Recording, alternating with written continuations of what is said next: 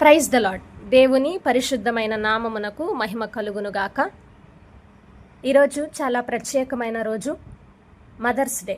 Mothers అయిన ప్రతి ఒక్కరికి హ్యాపీ మదర్స్ డే, మాతృదినోత్సవ శుభాకాంక్షలు.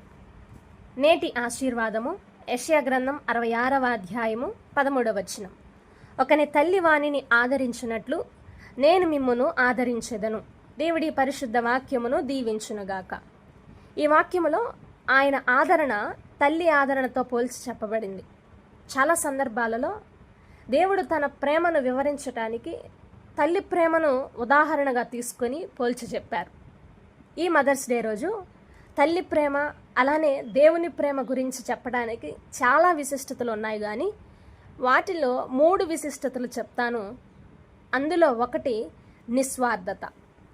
తల్లి తన పిల్లల కోసం ఎటువంటి ప్రతిఫలం ఆశించకుండా నిస్వార్థంగా ప్రేమిస్తుంది. అలానే దేవుడు కూడా మన పట్ల నిస్వార్థమైన ప్రేమను కలిగి ఉన్నాడు. నిస్వార్థముగా తన ప్రేమను కనపరుస్తూ ఉన్నాడు. 2, క్షమాశీలత. పిల్లలు తప్పు చేసినా తల్లి తిరస్కరించదు, క్షమిస్తుంది. అలానే దేవుడు కూడా మన పాపాలను క్షమించే మనసు కలిగి ఉన్నాడు, మన పాపములను క్షమిస్తూ ఉన్నాడు. 3, శ్రేయస్ కొరకైన శిక్ష. తల్లి తన పిల్లలను దండించినా వారి శ్రేయస్సు కొరకే. అలానే దేవుడు కూడా మన క్షేమము మన శ్రేయస్సు కొరకు దండిస్తూ ఉంటాడు. చాలామంది ఈ తల్లి ప్రేమ ఎలాంటిదో అర్థం కాక తల్లులను ఇబ్బంది పెడుతూ ఉంటారు, అగౌరవపరుస్తూ ఉంటారు.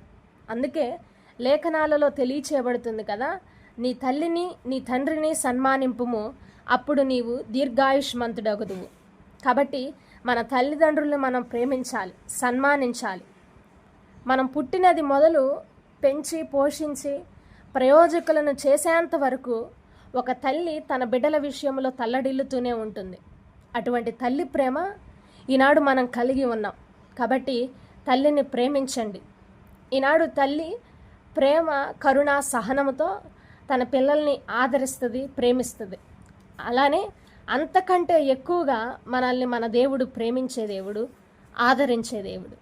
ఒకని తల్లి ఆదరించినట్లుగా దేవుడు మిమ్మను ఆదరించునుగాక. నేటి ఆశీర్వాదాన్ని బట్టి దేవుడు మిమ్మును మీ కుటుంబాలను దీవించునుగాక. Amen, amen.